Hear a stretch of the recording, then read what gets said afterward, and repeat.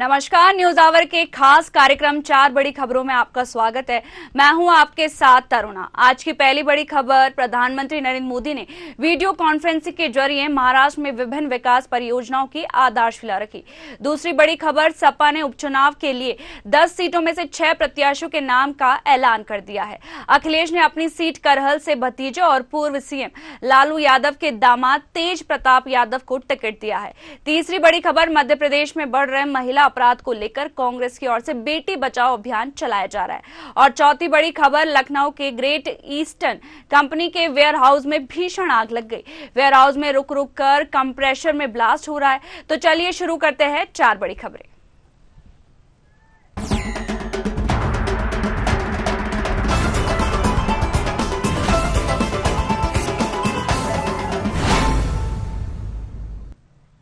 प्रधानमंत्री नरेंद्र मोदी ने video conferencing के जरिए महाराष्ट्र में विभिन्न विकास परियोजनाओं की आधारशिला रखी है।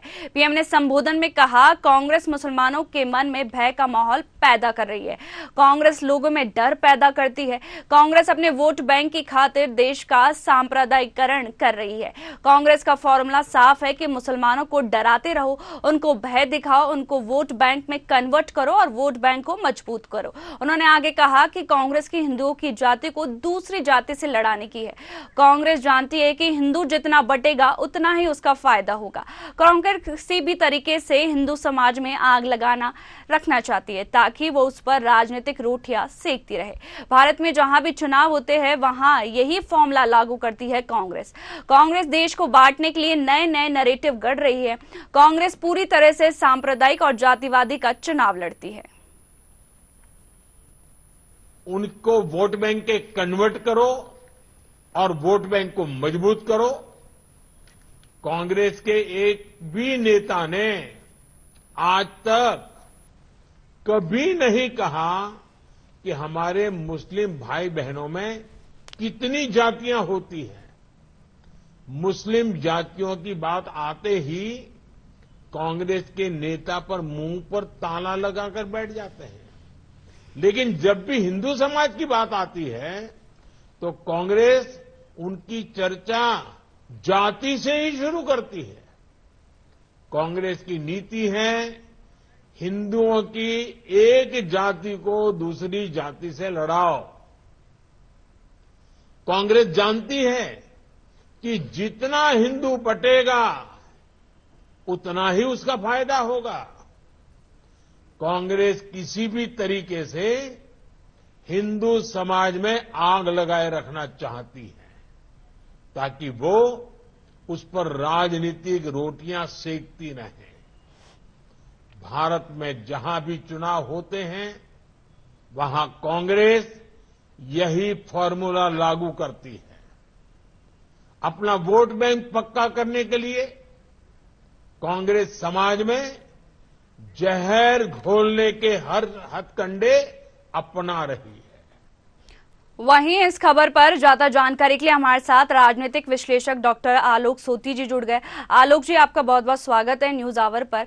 सबसे पहले हम आपसे ये जानना चाहेंगे कि महाराष्ट्र के अंदर पीएम मोदी ने एक जनसभा को वीडियो कॉन्फ्रेंसिंग के जरिए संबोधित किया। उन्होंने महाराष्ट्र में कई सौगातें दी और साथ ही कहा, उन्होंने कांग्रेस पर तंज कसा है या निशाना भी बोल सकते हैं। उन्होंने कहा है कि जो कांग्रेस है वो लगातार बांटती रहती है लोगों को। उनका एक फॉर्मूला हमेशा रहता है कि वो अपनी राजनीतिक रोटियां सेकने का काम करती है। साथ ही उन्होंने कहा है कि मुसलमानों को भी डर का माहौल पैदा करती है कांग्रेस। जी हाँ, आप बिल्कुल ठीक कह रहे हैं कि लोकसभा में मिली शिष्टत में आपने देखा था जिस तरीके से महाराष्ट्र और उत्तर प्रदेश में बीजेपी को एक बड़ा टेंट लगा था। उसकी एनालिसिस और मंथन के बाद साफ नजर आ रहा है कि बीजेपी जान गई है कि वहां पे जिस तरीके से जातियों को इकट्ठा करके 2019 की बात करी थी और या 14 में बात करी थी, इकट्ठा करके जो है बीजेपी ने अच्छी सीटें प्राप्त की थी, वही 2024 में छिलक गया था। जातियां जो थे वो टूट गई थी जिसकी वजह से बीजेपी को बड़ा नुकसान हो रहा था। और साथ में आपने देखा कि जिस तरीके से पोलराइजेशन हुआ है वोटों का, तो उनको मालूम है कि मुस्लिम वोट एक तरफा जिस तरीके से कांग्रेस और इंडिया अलायंस को मिल रहे हैं, ऐसे में एक नई नीति को अपनाना शुरू किया है। और उसका छोटा सा उदाहरण आपने हरियाणा में अभी कल हुए रिजल्ट को देखते हुए देखा। और जम्मू कश्मीर के में भी रिजल्ट्स में आपको काफी झलक नजर आती है। इसलिए हमको लग रहा है कि मोदी अभी से तैयार हो रहे हैं और इन 2 पॉइंट को विशेषकर जातियों को जोड़ने की कोशिश और मुस्लिम का जो पोलराइजेशन हो रहा है, कांग्रेस की तरफ बढ़ रहे हैं, उस पे निशाना साध रहे हैं कि ताकि आने वाले चुनाव में, महाराष्ट्र में चुनाव होने हैं इस साल के अंत में, वहां पे अपनी स्थिति को मजबूत किया जाए। क्योंकि आपने देखा था कि लोकसभा के चुनाव में बीजेपी और उसके दलों को, सहयोगी दलों को काफी बड़ा डेंट देखने को मिला था। जी, जैसे कहीं ना कहीं देखा जाता है कांग्रेस हमेशा जब भी सत्ता में रहती है, अभी सत्ता में भी है, उसके बाद में भी वो ऐसे काम करती है कि पार्टी को तोड़ने का काम करती है। जहां पे हिंदू लोग होते हैं वहां पे वो बांटने का काम करती है। और लगातार अभी देखा गया है, जैसे हरियाणा का जो रिजल्ट है उसमें देखने को मिला कि कहां पर कांग्रेस की पूरी लहर दौड़ रही थी, कि वहां पर पूरा माहौल बना हुआ था कि कांग्रेस ही जीतेगी, पर जो नतीजे है वो बिल्कुल ही अलग आए। वहां पर बीजेपी ने तीसरी बार हैट्रिक पार करी है। जी हाँ, आप बिल्कुल ठीक कर रही हैं, क्योंकि आपको बेसिक प्रॉब्लम पता चल गई थी कि बीजेपी की बेसिक प्रॉब्लम ये थी कि उन्होंने जातियों को इकट्ठा करके, धर्म के नाम पे इकट्ठा करके एक तरफा अपनी तरफ वोट कराए थे। विशेषकर आपने देखे थे जहां संविधान की बात चल रही थी और जब 400 सीटों की बात कही थी, तो एक इस प्रकार का भी माहौल पैदा किया था एससी और एसटी के अंदर कि अगर 400 सीटें आ जाएंगी तो संविधान जो है वो बदल दिया जाएगा और आरक्षण जो है समाप्त कर दिया जाएगा। इस तरीके का भी एक परसेप्शन जो था कांग्रेस और उनके सहयोगी ने बना के रखा था। लेकिन इस बार इस चीज को वो समझ गए और दोनों चीजों को उन्होंने देखा कि आरक्षण की जहां तक बात हो या जातियों में बांटने की बात हो, इस मुद्दे को बहुत खूबसूरती के तरीके से, बहुत शांति से तरीके से बीजेपी ने इस मत को तोड़ने में सफल हुआ, जिसका नतीजा आपने जो है कल देखा, परिणाम आए थे जो हरियाणा से, उसमें देखा कि तीसरी दफे जो है हैट्रिक करते हुए बीजेपी की सरकार हरियाणा में बन रही है। महाराष्ट्र में भी लगभग इसी तरीके का है, क्योंकि वहां पे आपने देखा था मराठा का एक आंदोलन चल रहा है, वो भी रिजर्वेशन चाह रहे हैं और वो अपने को ओबीसी से अलग कर रहे हैं। तो इस स्थिति में देख रहे हैं कि वहां पे भी जातिगत रूप से जो है जनता को बांटने की कोशिश की जाएगी, जिसका लाभ कांग्रेस और उनके सहयोगी को हो सकता है। लेकिन आपने अभी जो भाषण सुना है, जो जनता सुन रही है, उससे साफ नजर आ रहा है कि जिस तरीके से मोदी जो है कैंपेनिंग कर रहे हैं, ये एक दिशा सेट की जा रही है और हमें लगता है इस लाइन लेंथ में ही बाकी की जो बॉलिंग होगी, यानी कि जो भी चुनाव की जो भाषण होंगे और जो भी उसकी दशा होगी, दिशा होगी, बाकी नेताओं के द्वारा जो सेट की जाएगी, वो भी इसी तरह आगे बढ़ेगी। जी आलोक जी, जैसे देखा जा रहा था कि हरियाणा में पूरे दमखम के साथ जो कांग्रेस है वो उतरी हुई थी, लाइक कई प्रदर्शन किए थे वहां पर, किसान आंदोलन किसानों के साथ जुटी रही थी, फिर भी वो नहीं जीत पाए। और अभी भी वो कह रही है, अभी जब रिजल्ट आया तो वो कह रही है कि ईवीएम में खराबी, राहुल गांधी वो सहमत नहीं है। देखिए, जब भी इस तरीके के नतीजे आते हैं तो ईवीएम को दोष मढ़ा जाता है। ये कोई आज की पहली घटना नहीं है, हमेशा इस तरीके से आपने देखा था और ईवीएम पे जो है दोषारोपण हुआ था। लेकिन जिस तरीके से देखा जा रहा था तो हमको लग रहा था कि कांग्रेस में उत्साह ज्यादा था, जोश ज्यादा था, लेकिन विश्वास कम था, जिसका अंतोगत्ता जो है चुनावी आंकड़े में जब रिजल्ट आए तो उसमें आपको देखने को पड़ा कि बीजेपी जो है अच्छे पूर्ण बहुमत से अपनी सरकार बनाने में सफल हुई। महाराष्ट्र में भी बीजेपी जान गई है कि किस तरीके से 2024 के जो लोकसभा के चुनाव थे उसमें किस तरीके से उसको डेंट मिला, किन किन मंथन किया तो उन्होंने देखा किन किन बिंदुओं पे जो है उनकी हार हुई है, उसी को वो रेक्टिफाई करने के लिए, उसी को जो त्रुटि को जो है रिमूव करने के लिए, खत्म करने के लिए आपने अभी भाषण में देखा कि जिस खूबसूरती से मोदी ने अपने कांग्रेस में जो था उन्होंने बताया कि मुस्लिम में भी जातियां होती हैं, लेकिन कभी उसका तस्करा नहीं किया, कभी उसका जिक्र तक नहीं किया। और अब जो साफ नजर आ रहा है कि जो हिंदुओं को है उनको जाति के आधार पर बांटने की बात कर रही है। तो इस परसेप्शन को अगर वो आम जनता तक मोदी और उनके जो सहयोगी हैं, जो नेता हैं, जो सहयोगी दल हैं, वो अगर जनता तक पहुंचाने में सफल हुए तो जाहिर सी बात है फिर से जातियों में बटे हिंदू समाज को इकट्ठा करके महाराष्ट्र के अंदर भी पुनः एक बार बीजेपी अपनी सरकार को स्थापित कर सकती है। जी, तमाम जानकारियों के लिए आपका बहुत बहुत शुक्रिया आलोक जी।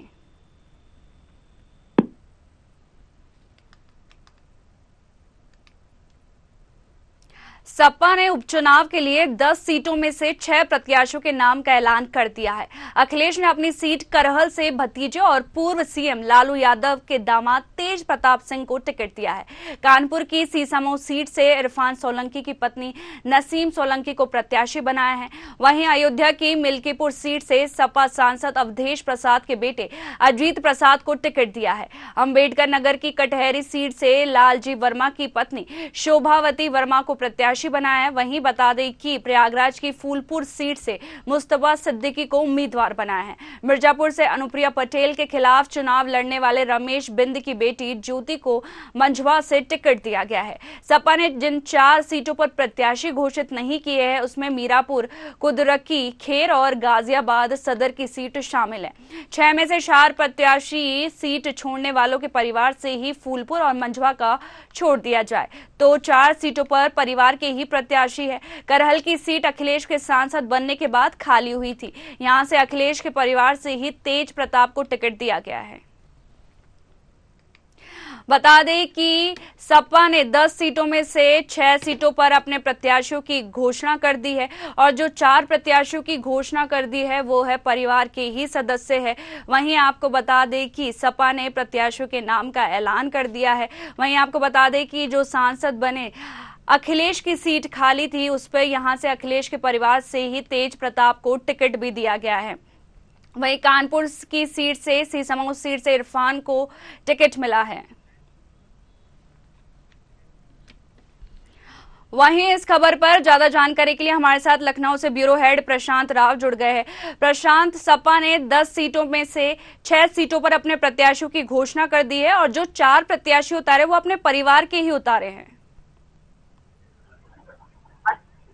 बिल्कुल करुणा, देखिए उत्तर प्रदेश में 10 उप विधानसभा चुनाव होने हैं जिसको लेकर आज समाजवादी पार्टी ने 10 विधानसभा क्षेत्रों में से 6 प्रत्याशी अपने घोषित कर दिए हैं, जिसमें करहल है और इसके साथ ही अंबेडकर नगर की कटहरी है और कानपुर की सीसामऊ है, इधर कौशाम्बी की फूलपुर सीट है और इसके साथ ही मंझवा से जो है प्रत्याशी घोषित कर दिया है। तो वहीं अयोध्या के मिल्कीपुर से भी अपना प्रत्याशी घोषित कर दिया है। ये प्रत्याशी जो है समाजवादी पार्टी से लंबे समय से जुड़े रहे हैं या तो उनके परिवार के लोग समाजवादी पार्टी में प्रतिनिधि रहे हैं या फिर पदाधिकारी रहे हैं, उनको आज टिकट दिया गया है। खास अगर बात की जाए तो अयोध्यापुर की मिल्कीपुर की सीट से यहाँ पर वर्तमान जो सांसद अवधेश प्रसाद हैं उनके बेटे अजीत प्रसाद को वहां से टिकट दिया गया है। समाजवादी पार्टी से लंबे समय से जुड़े हुए हैं अजीत प्रसाद। उनके बेटे के अजीत प्रसाद के जो पिताजी हैं अवधेश प्रसाद, वो लंबे समय से जो है समाजवादी पार्टी में राजनीति कर रहे थे और लगभग 8 बार के वो विधायक हो चुके हैं। ऐसे में उनके जो बेटे हैं अवधेश प्रसाद के अजीत प्रसाद, उनको भारतीय जनता पार्टी ये देख रही थी कि कहीं अगर जो है इस सीट पर कोई भी अगर दूसरा प्रत्याशी उतरता है तो उसको आसानी से जीता जाएगा। इसी बात को समाजवादी पार्टी ने कहीं ना कहीं कैप्चर किया और अवधेश प्रसाद के बेटे को टिकट दे दिया। यहाँ पर जो है पासी बनाम जो है भारतीय जनता पार्टी का चुनाव पहले बार भी हुआ, तो ऐसे में क्योंकि वो जिस बिरादरी से आते हैं उसे पासी यहाँ बोला जाता है, इसलिए यहाँ उनको प्रमुखता दी गई है। उसकी मुख्य वजह है कि ये जो है अनुसूचित जाति के लिए रिजर्व सीट है और यहाँ से ही अवधेश प्रसाद कई बार विधायक चुने गए हैं। तो भाई कानपुर की सीसामऊ विधानसभा, सीसामऊ से जो विधायक थे इरफान सोलंकी 2 साल की सजा होने के बाद उनकी सदस्यता चली गई, तो इससे पहले उनके पिता जो है यहाँ पर विधायक रहे हैं हाजी मुश्ताक सोलंकी, 3 बार वो भी विधायक रहे। उसके बाद उनके निधन के बाद यहाँ इरफान सोलंकी विधायक रहे 3 बार। अब उनकी जो पत्नी के ऊपर समाजवादी पार्टी ने विश्वास जताया है, श्रीमती नसीम सोलंकी को यहाँ से टिकट दिया गया है, वो चुनाव लड़ेंगी। तो वहीं कटहरी में चले तो कटहरी सीट पर बहुजन समाज पार्टी के कभी कद्दावर नेता हुआ करते थे लालजी वर्मा, वो यहाँ से विधायक चुने गए थे समाजवादी पार्टी के सीट वो अगर कहा जाए क्या टिकट से। लेकिन इसके साथ ही अब लोकसभा के सदस्य हैं तो ऐसे में वो सीट खाली हो गई थी, उनकी पत्नी शोभावती को यहाँ से टिकट दिया गया है। तो वही मंझवा की बात कर ली जाए, मंझवा से डॉक्टर ज्योति बिंद को यहाँ से जो है टिकट दिया गया है। समाजवादी पार्टी के पूर्व नेता रहे हैं उनके पिता और मजबूत जो यहाँ स्थिति रही है तो उनको यहाँ टिकट दिया गया है। तो ऐसे में जो सीटें यहाँ चुनी गई हैं तो वही करहल अगर बात की जाए, करहल तेज प्रताप यादव उनके परिवार से हैं, अखिलेश यादव के भतीजे हैं रिश्ते में, उनको टिकट दिया गया है और उसी टिकट पर अखिलेश यादव एक बार फिर करहल फतेह करना चाहते हैं। करहल की सीट पर लगातार लंबे समय से यहाँ पर जो है मुलायम सिंह यादव और उसके साथ ही शिवपाल यादव यहाँ पर विधायक हुए, उसके बाद यहाँ अखिलेश यादव विधायक हुए। अब तेज प्रताप यादव इस सीट पर अपना भाग्य आजमाएंगे। प्रशांत, ये चीज जानना चाहेंगे कि जो हरियाणा का चुनाव हुआ है, जिस तरह से भाजपा ने वहां पे जीत हासिल की है, तो यहाँ यूपी के उपचुनाव पर उसका कितना असर देखने को मिलेगा? क्या वहां पर कांग्रेस सिमट के रह जाएगी? देखिए, हरियाणा का चुनाव हो, जम्मू कश्मीर का चुनाव हो या इससे पहले मध्य प्रदेश का चुनाव हो, मध्य प्रदेश में भी जिस तरीके से समाजवादी पार्टी को दरकिनार कर दिया गया था, और इसके साथ ही यहाँ जो हरियाणा में चुनाव हुआ, यहाँ भी समाजवादी पार्टी को दूर रखा गया। समाजवादी पार्टी यहाँ चुनाव लड़ना चाहती तो अपने प्रत्याशी भी उतारे, जम्मू कश्मीर में भी प्रत्याशी उतारे हैं। तो जो खटास रही इंडिया गठबंधन में, खासकर समाजवादी पार्टी और कांग्रेस के बीच में, हो सकता है कि उत्तर प्रदेश के विधानसभा चुनाव में भी देखने को मिले, क्योंकि दोनों दल जो है खींचतान मची हुई है यहाँ प्रत्याशी और सीटों को लेकर। अभी दोनों में समन्वय नहीं बन पाया है। वही समाजवादी पार्टी 10 की 10 विधानसभा सीटें जीतने का दावा कर रही है, तो वही कांग्रेस ने आधी सीटें मांगी हैं। कांग्रेस के प्रदेश अध्यक्ष अजय राय भी कई बार मीडिया के जरिए संदेश दे चुके हैं कि कांग्रेस पूरी तैयारी के साथ उत्तर प्रदेश में विधानसभा चुनाव लड़ेगी, कांग्रेस किसी से कम नहीं है।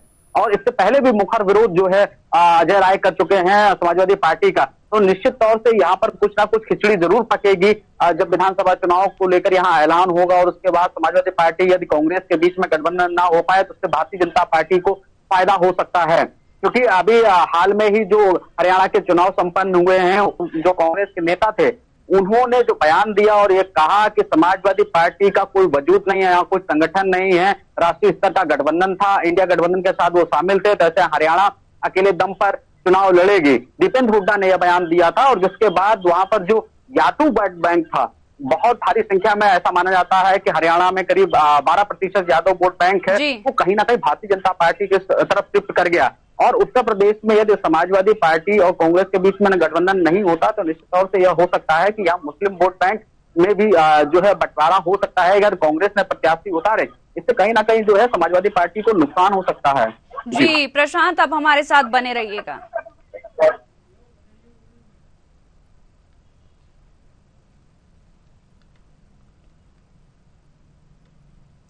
मध्य प्रदेश में बढ़ रहे महिला अपराध को लेकर कांग्रेस की ओर से बेटी बचाओ अभियान चलाया जा रहा है।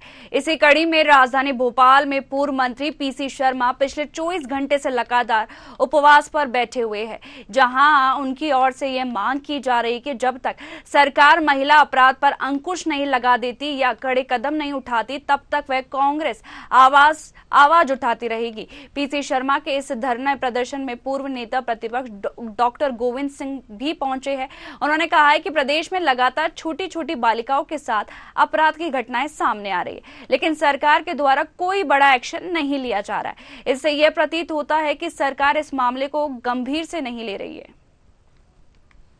नवरात्रि का पर्व चल रहा है, जगह जगह कन्याएं पूजन हो रही। कल जयवर्धन सिंह जी हमने यहाँ कन्याओं का पूजन किया था। ये देवी स्वरूप हैं, इन्हीं देवियों के साथ दुष्कर्म हो रहा है और सरकार हाथ पे हाथ रख के बैठी है। कोई ठोस कदम नहीं उठा पाई। ये गांधीवादी तरीके से ध्यानाकर्षण है, और हमारी मांग है कि फांसी की सजा काफी नहीं, फांसी पे लटकाओ और लटकाने के बाद उसको वायरल करो कि दुष्कर्मी था, इसलिए इसको फांसी दी गई है।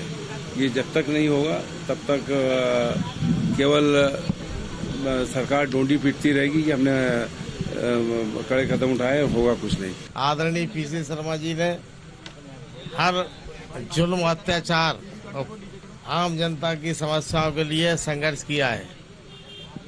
इसी सिलसिले में मध्य प्रदेश में हर जिले में लगभग कई जगह मामले उजागर हुए। हमारी बहन बेटियों की अस्मत को लूटा जा रहा है, उनकी इज्जत को तार तार किया जा रहा है।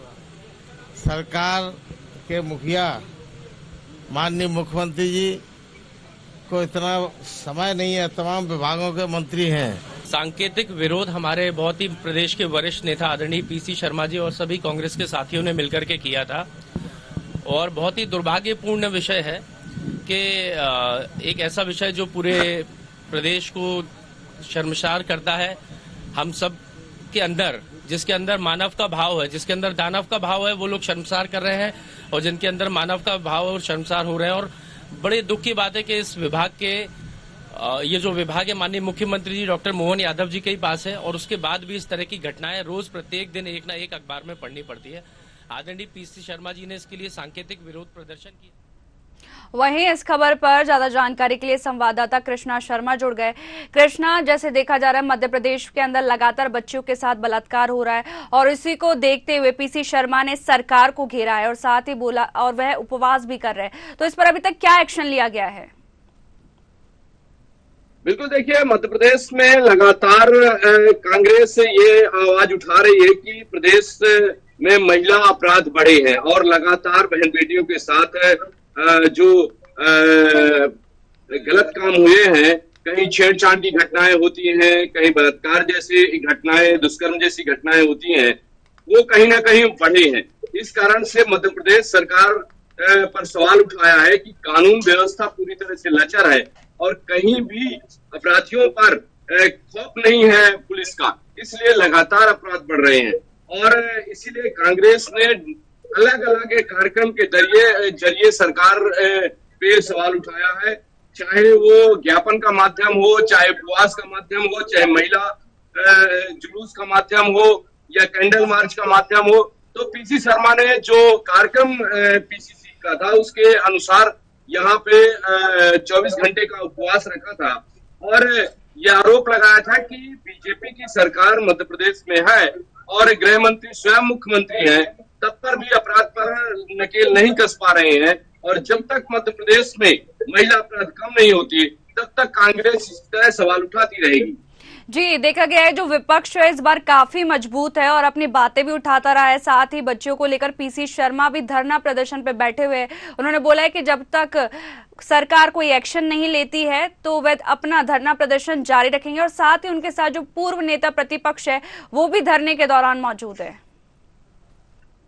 बिल्कुल, पूर्व नेता प्रतिपक्ष गोविंद सिंह जी धरने प्रदर्शन में पहुंचे थे और अभी वर्तमान में जो उप नेता प्रतिपक्ष हैं वो भी हेमंत कटारे जी आए थे।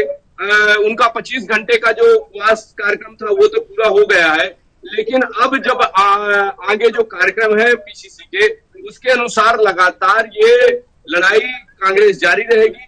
पीसी शर्मा ने कहा कि मध्य प्रदेश में हर जगह से खबर आ रही है और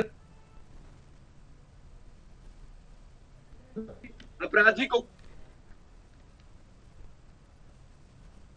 वायरल किया जाए ताकि अपराधियों में खौफ हो और इस तरह की घटनाओं पर लगाम लगाया जा सके। जी, तमाम जानकारी के लिए आपका बहुत बहुत शुक्रिया कृष्णा।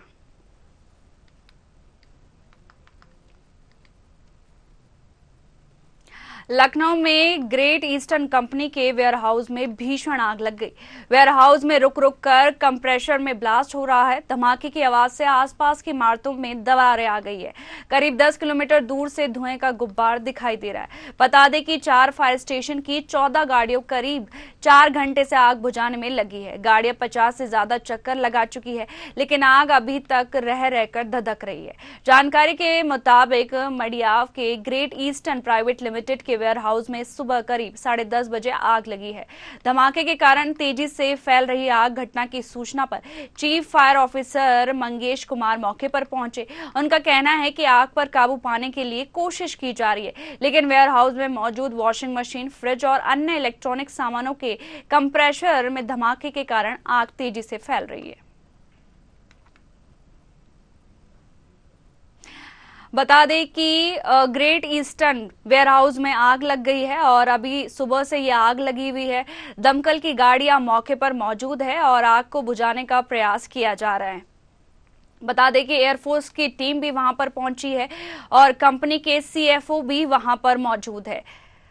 वेयरहाउस में भीषण आग लग गई है और आग तेजी से फैल रही है। बता दें कि कंप्रेसर के कारण यह धमाका हुआ है और 14 फायर ब्रिगेड की टीम वहां पर मौजूद है और आग बुझाने की कोशिश की जा रही है।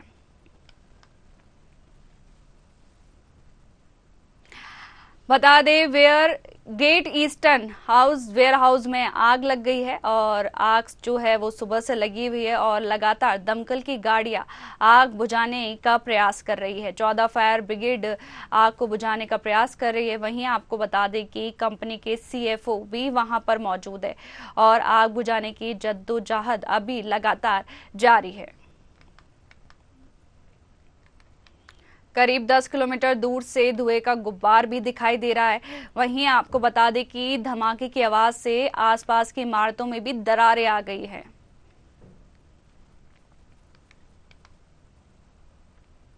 वहीं दमकल की गाड़ियां मौके पर मौजूद है। 50 से ज्यादा चक्कर लगा चुकी है गाड़ियां, लेकिन आग अभी तक रह रहकर धधक रही है।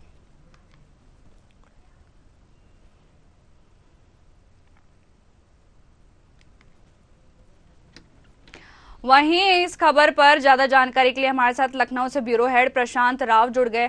प्रशांत, ग्रेट ईस्टर्न वेयरहाउस में आग लग गई है। सुबह से देखा जा रहा है कि जो आग है वो धधक रही है, तो अभी तक आग पर काबू पा लिया गया है या नहीं? मौजूद हैं, आग पर काबू पाने के लिए कोशिश की जा रही है, लेकिन एक हिस्से में जो है यहाँ काबू पाया जा चुका है। और आग इतनी भयानक थी कि करीब 1 किलोमीटर तक दूर जो है काले गुबार दिखाई दे रहे थे। दमकल की गाड़ियां मौके पर मौजूद थी और ऐसा जो है जानकारी भी मिल रही है कि पहले यहाँ पर आग को लेकर चेतावनी जारी की गई थी, लेकिन कोई सुधार न होने का कारण ये बड़ा हादसा हो गया है। और इसमें जो मेन बात अभी जो सामने निकल कर आ रही है वो है कि जो यहाँ पर फ्रीज का बॉयलर फटा है और उसके बाद यानी कि कंप्रेसर जिसे कहते हैं उसके फटने के बाद ये आग लगी और आग इतनी भयानक हो गई, देखते देखते पूरे जो है फैक्ट्री के एरिया में ये आग फैल गई है, जिसके बाद ये बड़ी दुर्घटना सामने निकल कर आई है। हालांकि अभी तक प्रशासन की तरफ से किसी भी प्रकार से यह नहीं बताया गया है कि कितने लोग इस जो आगजनी में या फिर कहें कि जो आग लगी है वहां पर दुर्घटनाग्रस्त हुए हैं या कितने लोग अभी फंसे हैं, लेकिन मशक्कत इस बात की चल रही कैसे इस आग पर काबू पाया जाए। और ये एक बड़ी कंपनी है जिसमें आग लगी हुई है और जिसको लेकर लगातार जो है जिला प्रशासन और फायर ब्रिगेड मौके पर पहुंचकर यहाँ निगरानी रखे हुए है। जिला प्रशासन पल पल की अपडेट ले रहा है कि आखिर में इस घटना का कारण क्या है और इसके साथ ही तमाम जो हैं वहां पर फायर कर्मी लगाए गए हैं, आग बुझाने की कोशिश की जा रही है। आग पर अभी पूरी तरीके से काबू नहीं पाया गया है। ये मड़ियाव थाना क्षेत्र के पास का जो मामला बताया जा रहा है और ये जो आग लगी थी वो सुबह 10 से 10:30 बजे के बीच में बताई जा रही है। तब से आग पर अभी काबू नहीं पाया जा चुका है। और इसके साथ ही ये जो कंपनी है यहाँ पर पहले भी जो है फायर एवं सेफ्टी विभाग ने इसको जो है चेतावनी जारी की थी कि यहाँ पर फायर सेफ्टी के मजबूत इंतजाम किए जाएं। अधिकारियों ने इस पर जो है पहले एक बार नोटिस भी जारी किया था, लेकिन यहाँ पर जो कुछ ना कुछ लापरवाही जरूर देखने को मिली, जिसके बाद ये बड़ी घटना हुई है। इसे गेस्टन प्राइवेट लिमिटेड के नाम से कंपनी को जानते हैं जिसमें यह आग लगी हुई है। जी, तमाम जानकारियों के लिए बहुत बहुत शुक्रिया प्रशांत।